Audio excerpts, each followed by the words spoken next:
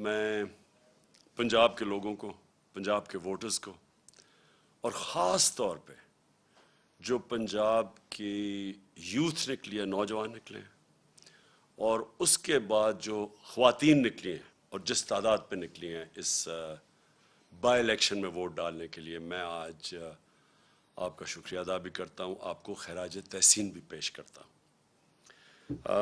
میرے پاکستانیوں، یہ ایک میرے ملک کے لیے ایک بہت ہی خوشائن وقت ہے۔ میں کیوں سمجھتا ہوں کہ یہ پاکستان کی تاریخ میں ایک ایسا وقت آیا ہے جو ہم سب کو اللہ کا شکر ادا کرنا چاہیے۔ وہ کیوں؟ کہ دیکھیں، ایک قوم کے اندر جب شعور آ جاتا ہے، جب وہ بیدار ہو جاتی ہے، جب اس کو سب سے بڑی بات کہ اپنے نظریے کی سمجھ آ جاتی ہے کہ کیوں بنی تھی یہ قوم، تو اس سے زیادہ ہم اللہ کا شکر ادا نہیں کر سکتے۔ میں نے یہ سارے کیمپین کے اندر اپنی قوم کو ایک ہی چیز بتائی کہ پاکستان کا مطلب کیا، لا الہ الا اللہ، اور تیرا میرا رشتہ کیا، لا الہ الا اللہ۔ دیکھیں، یہ ہے نظریہ پاکستان۔ لا الہ الا اللہ محمد رسول اللہ ایک فلسفے کا نام ہے۔ ہم اس کو جس دن ہم سمجھ گئے، ہم اپنا نظریہ سمجھ جائیں گے، اور جب ہم اپنا نظریہ سمجھ گئے تو یہ قوم ایک عظیم قوم بن جائے گی۔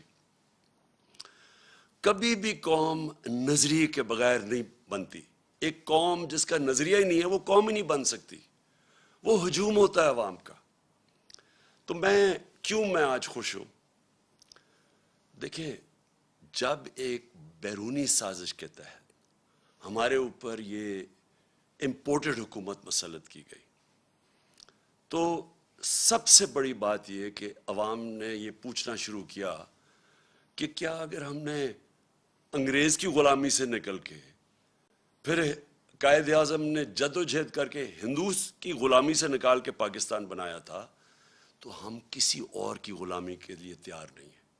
اور جس طرح ایک بیرونی سازش جو ہمارے اس کے تحت ہمارے اوپر یہ لوگ مسلط کیے گئے، میں نے اپنی قوم کے اندر وہ شعور اور بیداری دیکھی جو میں ابھی تک نہیں دیکھی تھی۔ اور میں اس لیے خوش ہوں کہ اب ہم اللہ کے فضل سے ایک قوم بننے جا رہے ہیں۔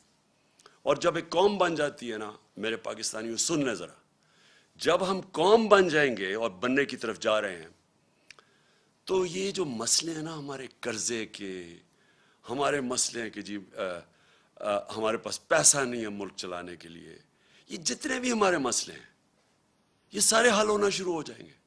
آپ یہ سوچیں کہ اس ملک کی کتنی بدقسمتی ہے کہ جو لوگ اس ملک کے ایلیٹ ہیں، اشرافیہ ہیں، کتنے لوگ ہیں جو پیسے والے، جنہوں نے باہر فلیٹ نہیں لیے ہوئے، لندن میں فلیٹ لیے ہوئے ہیں، ملک سے باہر پیسہ رکھا ہوا ہے۔ یہ کیوں رکھا ہوا ہے؟ یہ اس لیے رکھا ہوا ہے کہ بلیو ہی نہیں کرتے پاکستان میں۔ آپ نے کبھی سنا ہے کہ برطانیہ یا فرانس یا یورپ یا وہ اپنے پیسے ملک سے باہر رکھیں، اپنے بچوں کو باہر کا شہری بنا دیں؟ کبھی آپ نے سنا ہے؟ تو ایک طرف ہم جو لیڈرشپ ہے وہ کہتی ہے کہ ہم پاکستان کے لیے مرنے کے لیے تیار ہیں، اور پیسے ہم نے اپنے باہر رکھے ہوتے ہیں، جائیدادیں ہماری باہر ہیں، ہم عیدیں باہر گزار رہے ہیں، اپنی چھٹیاں، علاج، سب کچھ باہر کر رہے ہیں، شاپنگ باہر ہے۔ دیکھیں، ایسے قوم نہیں بن سکتی۔ میں پہلی دفعہ یہ قوم کے اندر جو بیداری دیکھ رہا ہوں، میں میں نے اللہ کا خاص رات کو شکر ادا کیا کہ ایک وہ قوم جو اتنی قربانیوں سے بنی تھی، قائد اعظم کی اگر آپ ان کی تاریخ پڑھ لیں تو جس طرح کی وہ ان کی جو صحت تھی، اور جس طرح انہوں نے ایک اپنی صحت کو نظر انداز کر کے بیماری کا بھی نہیں پتہ چلوانے دیا ڈاکٹرز کو، تاکہ مخالفین کو نہ پتہ چل جائے، وہ پاکستان بننے سے روک دیں۔ اس طرح کی قربانیوں سے ملک بنا تھا۔ اور جو ہم بڑے ہو رہے تھے، سارے ایسٹ پنجاب سے جو لوگ آئے تھے، اور میری اپنی فیملی وہاں سے جب پارٹیشن کے اوپر آزادی پہ یہاں پاکستان آئے تھے، شاید ہی کوئی خاندان تھا جنہوں نے وہ قتل عام نہیں دیکھی۔ تو اس لیے جدھر آج ہم کھڑے ہیں، ہمیں ساری قوم کو فخر کرنا چاہیے کہ جس طرح لوگ نکلے اور جس طرح پھر سے خواتین نکلی، یعنی گھروں میں انقلاب آیا، اور جو ہمارا نوجوان نکلا، یہ ایک نیا پاکستان ہے، نیا پاکستان جو میں بڑی دیر سے اللہ سے دعا مانگتا تھا کہ وہ پاکستان بنے جو ہمارے جو میرے ماں باپ تھے، ان کی ساری جنریشن، وہ سارے بیچارے مایوس ہوتے گئے جب دیکھا کہ اس نظریے سے ہم پیچھے ہٹتے گئے۔ اب میں جو ملک کے حالات کے اوپر بات کرنا چاہتا ہوں، دیکھیں ہماری جب حکومت تھی تو ایک سیاسی بحران پیدا کیا گیا، مصنوعی سیاسی بحران۔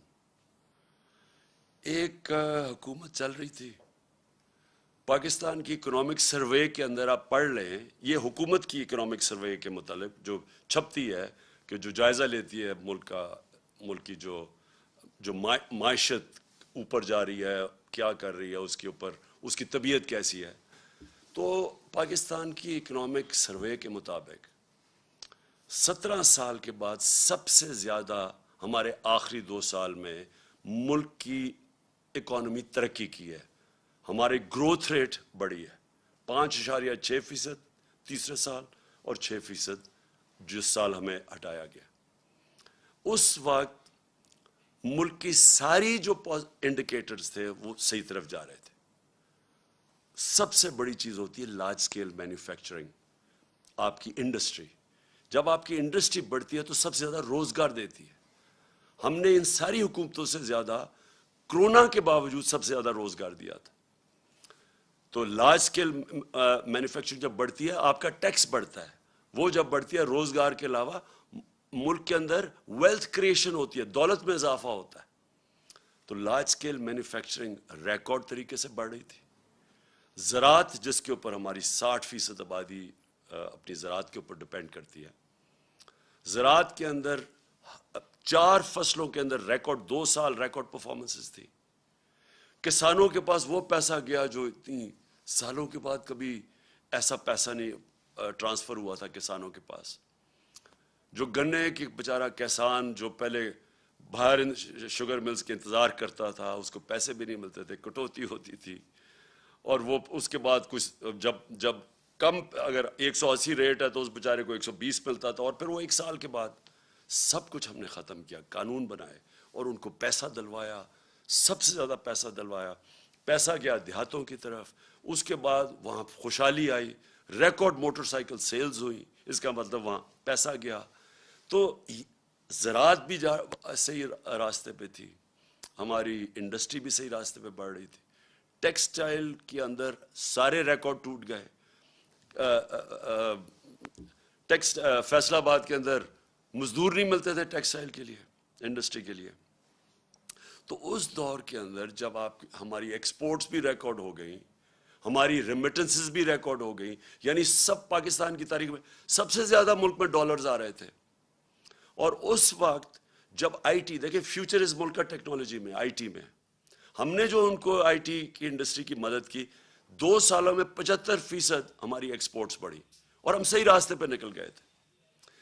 تو اس دور میں جب ایک ملک صحیح طرف چلا گیا تھا، اور آئی ایم ایف، یہ یاد رکھیں، آج کہتے ہیں جی ہم آئی ایم ایف کے مجبور ہیں، ہم 2.5 سال آئی ایم ایف کے ساتھ تھے، ہم بھی مجبور تھے آئی ایم ایف کے پروگرام میں ہوتے ہوئے۔ اور اب انہوں نے کہا نا جی عالمی مہنگائی ہوئی، عالمی مہنگائی تو پچھلی گرمیوں سے شروع ہو گئی تھی، ہم جب کہتے تھے عالمی مہنگائی ہے تو یہ کہتے تھے مہنگائی مارچ کریں گے۔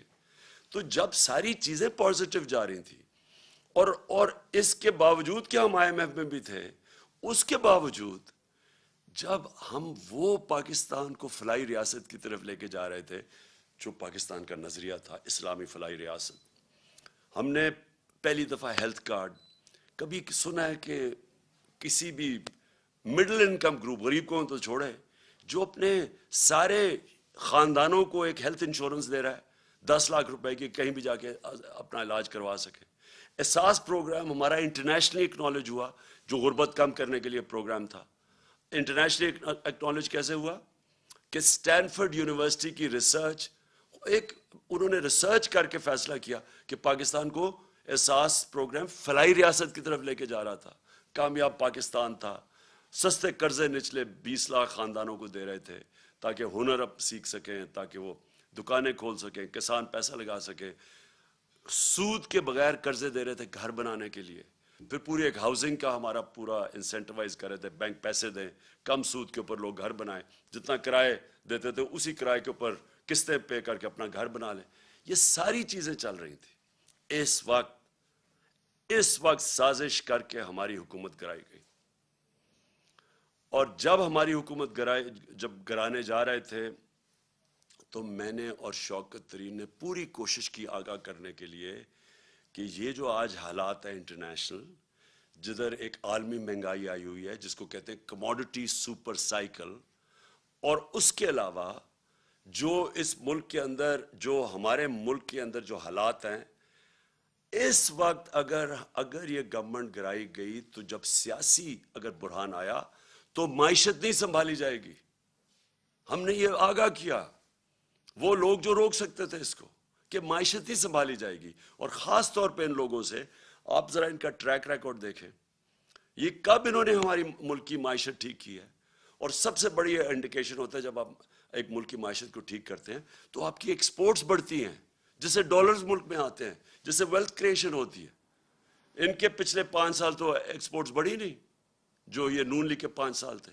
ان کے جو دوسرے دور میں جو 97 سے 99 تک تھا، تب بھی کوئی ان کی ایکسپورٹس کے اندر اضافہ نہیں تھا.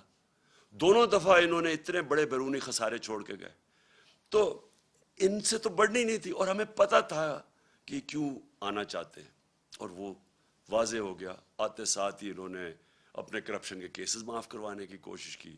وہ اسمبلی سے بل پاس کروا دیا ہے، جو انشاءاللہ میں کل سپریم کورٹ میں چیلنج کر رہا ہوں کہ 1100 ارب روپے کے، جب آپ اس کو ایگزامن کریں، 1100 ارب روپے کا جو پیسہ اس ملک کا چوری ہوا ہے، جو یہ لوگ جو اسمبلی میں بیٹھے ہوئے ہیں ان کا معاف ہونے جا رہا ہے.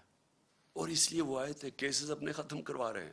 ایف آئی اے کا کیس جو شہباز شریف کے اوپر اوپن اینڈ شٹ کیس، اس کے اور اس کے بیٹے کے اوپر 16 ارب روپے وہ معاف کروانے جا رہے تھے. تو یہ ہونا ہی تھا جو ہوا ہے. اور آج ہم کدھر کھڑے ہیں؟ آج بلومبرگ جو اب ایک انٹرنیشنل ادارہ ہے، سب اکانومسٹ جانتے ہیں، اس انٹرنیشنل ادارے کے مطابق آج پاکستان 4تھے نمبر پہ ہے وہ ملک جو ڈیفالٹ کرنے جا رہا ہے. ڈیفالٹ کا مطلب کہ ہمارے پاس ہم بینکرپٹ ہونے جا رہے ہیں، ملک کا دیوالیہ نکلنے جا رہا ہے. جس طرح سری لنکا جو نمبر 1 پہ ہے، جس طرح سری لنکا کا حال ہے، اب ہم 4تھے نمبر پہ آ گئے. اور موڈیز نے پاکستان کی نیگیٹو ریٹنگ کر دی ہے. موڈیز ہے جو ادارہ فیصلے کرتا ہے کہ ملک کے قرضے دینے کی اس کی کیا قابلیت ہے، قرضے واپس کرنے کی کیا قابلیت ہے. ہم جب تھے انہوں نے نیگیٹو سے اس کو پازیٹیو کیا تھا، آج وہ پھر نیگیٹو پہ چلی گئی ہے. اس کا مطلب کہ ہمیں قرضے بھی ملیں گے تو بہت مہنگے قرضے ملیں گے. اور وہ بھی ہمارے جو بانڈز ہیں ان کی اب قیمت دیکھیں کدھر سے کدھر گئی ہے. یعنی کس قیمت کے اوپر پاکستان کو اب قرضہ ملے گا. مجھے جو سب سے زیادہ خطرہ ہے وہ وابڈا کا ہے. وابڈا خود قرضے لیتی تھی باہر یہ ڈیمز بنانے کے لیے، آج اس کی ریٹنگ نیچے گر گئی ہے. اس کا مطلب وابڈا کو باہر سے قرضے نہیں ملیں گے، اور یہ جو اتنی 50 سال کے بعد ڈیمز بنانے جا رہے تھے. تو آج یہ جو سارا معاشی بحران ہے، اس کی وجہ تھی یہ سیاسی بحران جو ان کی سازش کی وجہ سے آیا تھا. اور مجھے کوئی چیز نہیں نظر آ رہی کہ اب یہ اس کو کیسے روک سکتے ہیں. آپ یہ سوچیں کہ ریزروز ہمارے آدھے ہو گئے جب سے یہ آئے ہیں، جب سے یہ سیاسی بحران شروع کیا تھا اس سے اب آدھے ریزروز ہیں جو فورن ایکسچینج. روپیہ ہمارا گر کے تقریباً 28 روپے گر چکا ہے. اور سب سے خطرناک چیز یہ ہے کہ آئی ایم ایف کی اگریمنٹ کے سائن ہونے لگی ہے، روپے کو تو مضبوط ہونا چاہیے تھا، وہ مزید اور 10 روپیہ گر گیا. تو آگے اگر جس طرح کے حالات ہیں، آگے اگر اب ہم نے اب سبق نہ سیکھا اور یہ نہ سمجھا کہ جب تک سیاسی سٹیبلٹی جب تک سیاسی بحران ختم نہیں ہوگا یہ معیشت اب اور مزید نیچے جائے گی، اور مجھے خطرہ ہے کہ ادھر ہی نہ پہنچ جائے کہ سب کے ہاتھ سے ہی نکل جائے۔ اس لیے ایک ہی راستہ ہے اب آگے، اور وہ ایک راستہ ہے صاف اور شفاف الیکشنز کروانے کا۔ اور میں آج اپنی قوم کے سامنے جو چیز رکھنا چاہتا ہوں، جس طرح کا انہوں نے پنجاب میں الیکشن کروایا، ایسا اگر الیکشن کروانا ہے، اور اگر یہ اسی طرح کے آگے الیکشن کروانے ہیں، میں آپ کو یقین دلاتا ہوں کہ اس سے بحران بڑھے گا، کم نہیں ہوگا۔ ہر بار استعمال کیا گیا ہمیں الیکشن ہرانے کا۔ ساری جتنی پنجاب کی حکومت کے پاس جتنے بھی طریقے تھے ہمیں الیکشن ہرانے کے، انہوں نے سارے استعمال کیے۔ سپریم کورٹ کی ججمنٹ تھی کہ کسی قسم کا، جب انہوں نے ایک غیر آئینی طور پہ انہوں نے اجازت دی حمزہ شریف کو چیف منسٹر بننے کی، تو سپریم کورٹ نے ساتھ کہا کہ کسی قسم کی مداخلت نہیں ہوگی اسٹیٹ مشینری کی الیکشن پہ۔ انہوں نے ہر قسم کی مداخلت کی، ایک تو اسٹیٹ مشینری پوری استعمال کی، ایف آئی آرز کاٹی، پولیس کے ذریعے ڈرایا دھمکایا گیا، ہر جگہ سے ہمارے پاس کمپلینٹس آئے کہ جو پولیس نے حرکتیں کی۔ کئی جگہ تھے ایسے پولیس آفیسرز، تو وہ میں آج داد دوں گا، وہ اس کے باوجود کہ ان کے اوپر پریشر ڈالا گیا کہ مدد کریں ان کو جتانے کی نون لیگ کو، اس کے باوجود انہوں نے ریزسٹ کیا، ان کو میں سلام کرتا ہوں۔ لیکن میرے ایک وہ یاد ہے مجھے، جس پولیس آفیسر نے صرف یہی نہیں کہ انہوں نے مداخلت کی، وہ بلکہ نون لیگ کے جالے بن کے انہوں نے ہمارے خلاف ایکٹیویٹی کی، ہمیں ایک یاد ہے۔ سپریم کورٹ کی یہ وائلیشن تھی، کنٹیمپٹ تھا سپریم کورٹ نے جو ان کو کہا تھا کہ انہوں نے کسی قسم کی، کیونکہ یہ عارضی چیف منسٹر، یہ کیئر ٹیکر ٹائپ تھا، اس کا کام ہی نہیں تھا حمزہ شریف کا کہ جس طرح استعمال کرتا پولیس کو۔ لیکن مجھے جو سب سے زیادہ مجھے جو افسوس ہے وہ یہ چیف الیکشن کمشنر کے اوپر ہے۔ چیف الیکشن کمشنر نے جو بددیانت داری کی ہے، ایک تو اہلیت بھی اس کے اندر نہیں ہے، 40 لاکھ لوگوں کو انہوں نے ان کو پتہ چلا کہ جی وہ کوئی کمپیوٹر مسٹیک ہوئی اور مر گئے۔ کہیں دنیا کے اندر اور اگر یہ ہوتا 40 لاکھ ووٹر مر جاتے، اس کو ریزائن کرنا پڑتا۔ لیکن اس کے علاوہ اس نے پوری طرح شرکت کی نون لیگ کو جتانے کے لیے۔ ہم 8 ہمارے پاس کیسز ہیں، 8 کیسز ہیں جو ہم الیکشن کمیشن کے پاس گئے، اور وہ جائز کیسز لے کے اس کے پاس گئے، اس نے ریجیکٹ کر دیے۔ ہم پھر عدالت میں گئے، اور 8 دفعہ عدالت نے ہمارے ساتھ کھڑے ہو کے ان کو اوور رول کیا، الیکشن کمیشن کو، جس کا مطلب کہ الیکشن کمیشن نے جان کے ہمارے خلاف ججمنٹ دی تھی۔ اس الیکشن کمشنر کے اوپر ہمیں کوئی اعتماد نہیں ہے۔ انہوں نے الیکشن کروایا سینٹ کا، سپریم کورٹ نے اجازت دی کہ آپ سینٹ کے ووٹ کو ویریفائی کریں۔ اس الیکشن کمیشن کو اور ساری پولیٹیکل پارٹیز کو پتہ ہے کہ 30 سال سے سینٹ کے سیکرٹ بیلٹ کے اوپر پیسہ چلتا ہے۔ میں نے پوری کوشش کی، ہم ہی سپریم کورٹ کے پاس گئے، اور سپریم کورٹ نے اس کو روکنے کے لیے اجازت دی کہ ہاں آپ ووٹ کو ویریفائی کر سکتے ہیں۔ اس الیکشن کمیشن نے اس کو اوور رول کیا، اور اس کے بعد جو الیکشن ہوا، جو پچھلے سینٹ الیکشن میں پیسہ چلا ہے، پاکستان کی تاریخ میں اتنا پیسہ نہیں چلا۔ یوسف رضا گیلانی کا بھائی بیٹا پکڑا گیا پیسے دیتے ہوئے، اسی الیکشن کمیشن نے اس کو انویسٹیگیٹ کیا۔ 1.25 سال ہو گیا، کوئی ایکشن نہیں لیا اس نے۔ یعنی کسی اور دنیا کے اندر ایک الیکشن کمشنر جس کا کام ہے، اس کا مینڈیٹ ہے فری اینڈ فیئر الیکشن، وہ جب دیکھتا ہے پکڑا گیا کوئی الیکشن کی چوری کرتے ہوئے، پیسے دے کے، رشوت، کوئی ایکشن نہیں لیا، جس کی وجہ سے کھلے عام تصویریں آئی ہیں کہ الیکشن کے اندر پیسہ چل رہا تھا، خریدے جا رہے تھے ووٹ، خانے وال کے اندر تصویریں آئی ہیں، پیسے دے رہے ہیں، ابھی اس الیکشن کے اندر کھلے پیسے دے رہے ہیں۔ یہ وائلیشن ہے، یہ الیکشن، یہ ساری جو الیکشن کمیشن کے اندر جو قوانین ہے، آپ پیسے دے کے ووٹ نہیں خرید سکتے، رشوت نہیں آپ دے سکتے۔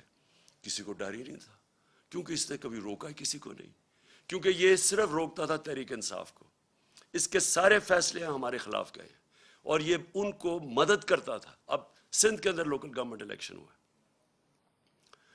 کبھی الیکشن کمیشن نے کوشش کیا پتہ چلوانے کے لیے کہ Sindh election local government election میں 15% کینڈیڈیٹس نے ٹکٹ ان اپوز جیت گئی پیپلز پارٹی. کبھی پتہ چلوایا؟ ڈسکا کا الیکشن ہوا, وہ تقریباً 400 پولنگ سٹیشن میں صرف 20 پولنگ سٹیشنز کے اوپر آر او نے کہا کہ بے ضابطے ہوئی ہیں. اس نے سارا الیکشن کھول دیا پی ٹی آئی کے ہمارے اگینسٹ, جو ہمیں ہروایا اس نے. تو جب لوکل گورنمنٹ الیکشن سندھ کا ہوا ہے 15% لوگوں نے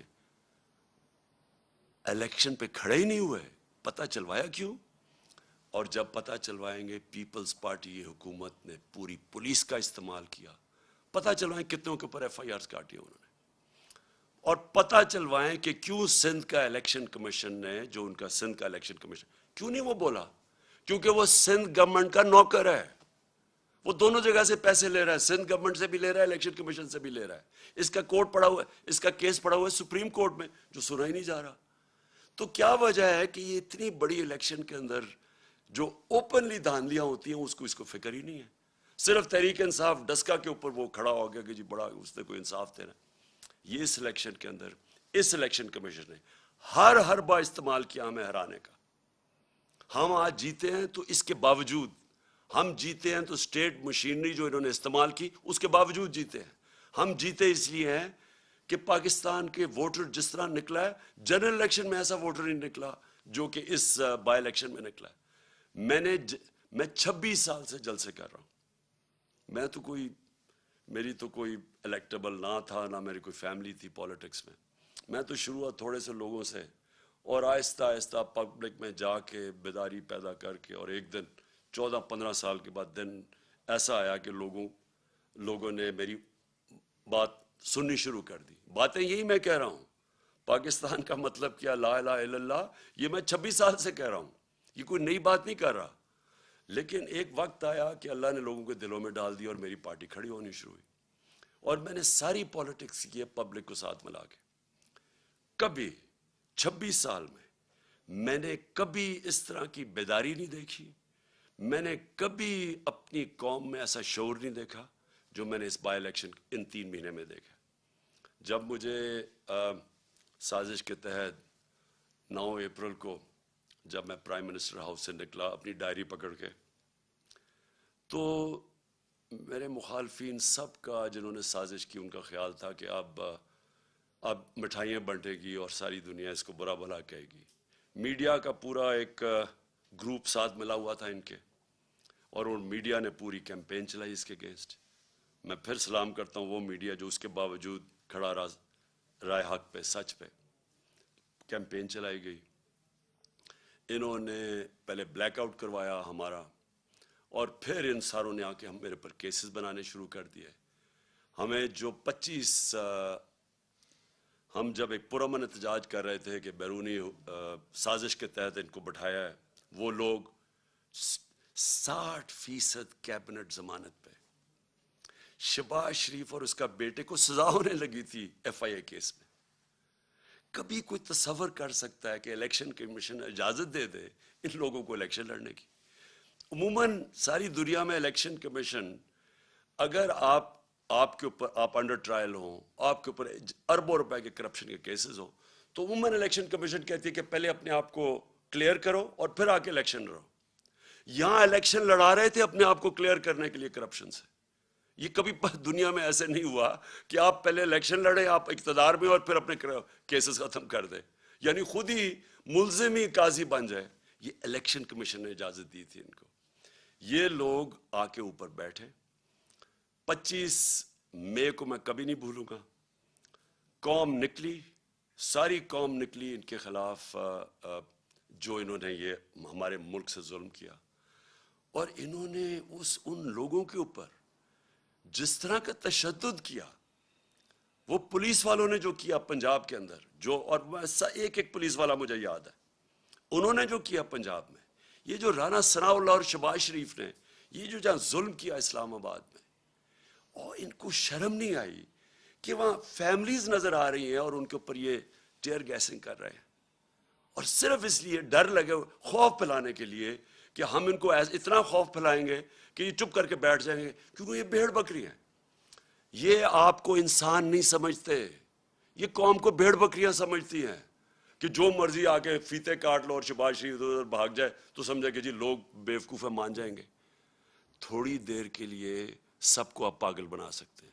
سارا وقت کوئی بھی انسان نہیں آیا جو کہ سب لوگوں کو پاگل بنا سکے، اور یہ واضح ہو گیا جس طرح پبلک نکلی ہے. انہوں نے ڈرانے کی کوشش کی، لوگوں نے اپنی جو خوف کا جو بت ہے اس کو توڑ دیا. پبلک نکلا ہی باہر، اور پبلک نے ہر چیز، انہوں نے ووٹس پھینکی ہوئی تھی لوگوں کو. فیملی تو ایک فیملی کا ادھر ووٹ ہے دوسرا کا وہاں باہر، یعنی جو انہوں نے یہ الیکشن کمیشن نے حرکت کرنی تھی سب کر دی. اس کے باوجود عوام نے ان کو شکست دی. اور میں وہ جو 25 مئی کو جو قوم کھڑی ہوئی ہے اس دن، اور جو انہوں نے برداشت کیا اور اس کے بعد بار بار نکلتی رہی ہے، کبھی اتنے بڑے جلسے نہیں ہوئے.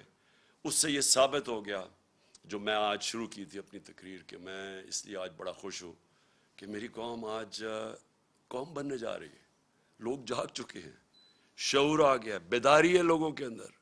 اب آپ جو مرضی کر لیں، یہ جو بوتل سے جن نکلا ہے نا شعور کا، اس کو واپس نہیں آپ ڈال سکتے. جو بھی کوشش کرے گا اب کہ پبلک کے مینڈیٹ کو چوری کرے، کوئی بھی سمجھتا ہے کہ بند کمرے میں فیصلہ کر لیں گے ملک کے مستقبل کا، اب یہ کسی غلط فہمی میں نہ رہے. یہ ملک اب، یہ قوم حقیقی آزادی کی طرف چلی گئی ہے. یہ جو ساری کیمپین تھی یہ لوگوں نے اس لیے نہیں کی کہ جی کوئی بائی الیکشن ہو رہا ہے، لوگ اپنی حقیقی آزادی کے لیے نکلے ہوئے تھے. جو میں نے آج جب جذبہ دیکھا ہے 26 سال کی پولیٹکس میں، میں نے کبھی اس قوم میں وہ جذبہ نہیں دیکھا. میں نے ایسے نہیں لوگوں کو نکلتے دیکھا. اور میں اس لیے کہہ رہا ہوں کہ اب 2 ہی راستے رہ گئے. جو بھی اب کوشش کرے گا نا کہ ان کا مینڈیٹ چوری کرنے کے لیے، وہ خود جس طرح یہ انہوں نے شکست ہوئی ہے نون لیگ کو، ان کو شکست ہو جائے گی. ایک راستہ ہے اب قوم کا، اور وہ راستہ ہے صاف اور شفاف الیکشنز. جو اس کے علاوہ میں بار بار کہہ رہا ہوں، اور میں جب مجھے انہوں نے ہٹایا وہاں سے، جب ہٹانے کی کوشش کر رہے تھے، تو میں نے آپ کو پتا کہ میں نے الیکشنز اناؤنس کر دیے تھے، لیکن پھر وہ ہماری عدالتوں نے اس کو اوور ٹرن کر دیا. میں ابھی بھی سمجھتا ہوں کہ ملک کے لیے وہ بہترین فیصلہ تھا.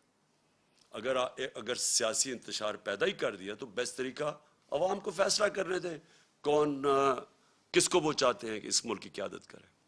میں ابھی بھی یہ کہہ رہا ہوں، ایک راستہ ہے اس قوم کا، صاف اور شفاف الیکشن. اور صاف اور شفاف الیکشن اس الیکشن کمیشن کے اندر نیچے کبھی بھی نہیں ہو سکتا. یہ ایک ملک کی جو سب سے بڑی سیاسی جماعت ہے، اس کو کوئی اعتماد ہی اس الیکشن کمیشنر پہ نہیں ہے. بار بار یہ ہمیں ڈسا ہے، بار بار یہ ہمارے خلاف کیا ہے، اور اس نے کھل کے ہمارے اسٹیٹمنٹس دیے ہیں، اور ہمیں پتہ ہے یہ لاہور میں جا کے کن کے قدموں میں بیٹھتا رہتا. میں یہ اس الیکشن کمیشنر کو آج کہوں گا کہ آپ کے پاس راستہ ہے، آپ ریزائن کریں. ایک ہی آپ کے لیے طریقہ ہے. آپ ہو ہی نہیں سکتا کہ جب میچ کھیلنے جا رہے ہیں، 2 ٹیمیں ہیں، ایک ٹیم کہتی ہے مجھے امپائر پہ اعتماد ہی نہیں ہے. کرکٹ میں بھی جب ہم میچ کھیلنے جاتے تھے ہم کہتے تھے ایک امپائر پہ اعتماد نہیں، اس امپائر کو ہٹایا جاتا تھا. ہمیں اعتماد ہی نہیں ہے اس کے اوپر، اور یہ ہمارے اوپر مسلط ہوا ہے. اور دوسری چیز، جج ہے، یہ امپائر الیکشن جج بھی ہے، جج کا کام کر رہے ہیں نا، 2 جو کمپیٹ کر رہے ہیں، جج نے فیصلہ کرنا ہے. ہر عدالت کے اندر اگر آپ ایک جج کو سمجھتے ہیں متنازع ہے، وہ ریکیوز کرتا ہے اپنے آپ کو. تو مہربانی کر کے آپ کو ریزائن کرنا چاہیے. ہمیں کوئی آپ کے اوپر کانفیڈنس نہیں ہے، قوم کو آپ کے اوپر کوئی کانفیڈنس نہیں ہے. آپ ایک بائسڈ آدمی ہیں، اور آپ ایک پارٹی کے ساتھ بالکل جڑے ہوئے ہیں. اور آپ نے جو سندھ کا بھی الیکشن کروایا، اس کا آپ ذرا سندھ کے لوگوں سے پوچھیں، ذرا سروے کروائیں سندھ میں کہ جو لوکل گورنمنٹ کا الیکشن ہوا ہے کیا عوام اس کو تسلیم کرتی ہے. اس لیے میں آخر میں اللہ کا شکر پھر سے کرتا ہوں. اپنے نبی صلی اللہ علیہ وسلم کا ہمارے اوپر نظر ہے، ہم ان کی امت ہیں.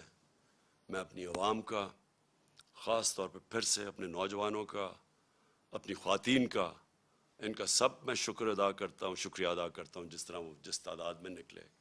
اور میں اس میڈیا کا بھی شکریہ ادا کرتا ہوں جنہوں نے ہر پریشر کے باوجود انہوں نے ہماری سپورٹ کی، انہوں نے ہماری سپورٹ کیا کی، انہوں نے ہمیں بلیک آؤٹ نہیں کیا، ہمیں موقع دیا اپنا موقف رکھنے کا، اور مجھے پتہ ہے کہ کس طرح کے پریشرز تھے۔ اب پاکستان کو آگے بڑھنا چاہیے، ہمارے سامنے بڑے چیلنجز ہیں جو سازش کے تحت ملک کو ڈی سٹیبلائز کر دیا اور معیشت جو نیچے جا رہی ہے، عوام مہنگائی میں پس گئی ہے۔ آج حالات دیکھیں کہ آج جو پٹرول اور ڈیزل ہے اس کی قیمت دیکھیں کہ انہوں نے 18 روپے پیٹرول کم کیا ہے اور 35 روپے ڈیزل کم کیا، اور پہلے ڈیزل کو 130 روپے بڑھا دیا اور پٹرول کو 100 روپیہ بڑھا دیا۔ انٹرنیشنل مارکیٹ کے اندر آج جب ہم گئے تھے تو تیل بک رہا تھا 103 روپے، 103 ڈالر پہ بک رہا تھا تیل، آج وہ 95 پہ پہنچ گیا ہے۔ تو ان کو نیچے کرنا چاہیے، اس وقت بھی لوگوں کے اوپر کم بوجھ ڈالنا چاہیے، لیکن معیشت تب ٹھیک ہوگی جب یہاں سیاسی سٹیبلٹی آئے گی، استحکام ہوگا۔ اور اس لیے میں آج ساری اپنی قوم کو اپیل کرتا ہوں کہ ہم سب کو اب ایک ہی طرف دیکھنا چاہیے کہ کیسے ہم اس ملک میں صاف اور شفاف الیکشن کروا کے اس ملک کو اب اٹھا سکتے ہیں، ڈیولپمنٹ کی طرف لے سکتے ہیں۔ میرا جو تجربہ ہوا ہے 3.5 سال میں، ایک دفعہ سیاسی سٹیبلٹی آ جائے ملک میں، سیاسی استحکام آ جائے، یہ ملک کے اندر اتنا بڑا پوٹینشل ہے بڑھنے کا۔ اور سب سے بڑا آخر میں کہہ بھی دوں جو پوٹینشل ہے، دیکھیں ہماری ایکسپورٹس بڑھنے میں ہمارا سب سے مسئلہ کیا ہے کہ ہمارے ڈالر کم ہو جاتے ہیں، ہم بڑھنے لگتے ہیں اکانومی، کیونکہ ہم نے کبھی ایکسپورٹس پہ توجہ نہیں دی، ڈالر کم ہونے شروع ہو جاتے ہیں، ہمیں IMF کے پاس جانا پڑتا ہے۔